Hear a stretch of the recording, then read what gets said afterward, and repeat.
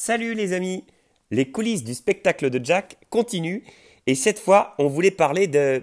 De quoi déjà? Ah oui, de la construction avec Ève évidemment!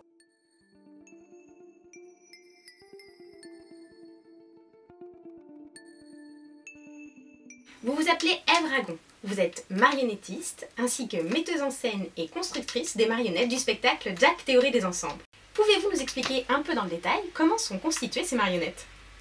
Alors les marionnettes, elles sont constituées de 3 parties. Donc il y a la tête qui est amovible et le costume qui va constituer l'enveloppe en fait du corps, un peu comme sa chair et ses muscles.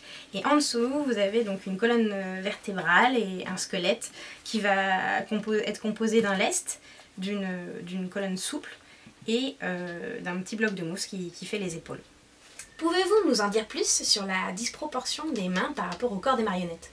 La disproportion des mains, en fait, elle est due au fait qu'on utilise des mains d'humains pour des marionnettes qui sont du coup à une échelle au moins 2 fois plus petite. Et ça, c'est un choix en fait esthétique qu'on a fait dès le début parce qu'on aimait beaucoup la maladresse que ça crée dans le personnage, une sorte de disproportion un peu comme un corps d'adolescent qui aurait mal grandi.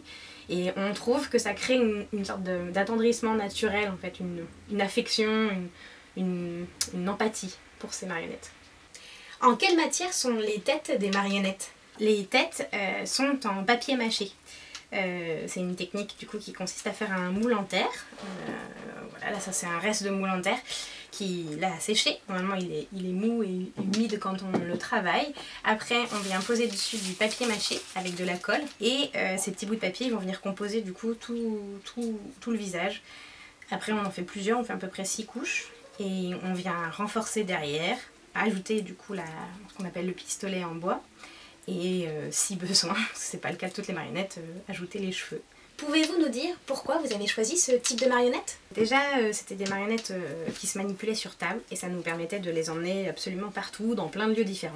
Aussi parce que c'était des marionnettes du coup assez simples à manipuler. La marionnette sur table est franchement très accessible à beaucoup de gens, donc que ce soit pour aller plus vite dans l'apprentissage des techniques pour Thomas ou pour envisager des ateliers de médiation, on trouvait que c'était vraiment une marionnette très adaptée. Aussi parce qu'elles ont du coup, de par leur conception, cette possibilité de rester fixes et donc de perdre vie ou en tout cas d'être en immobilité très rapidement.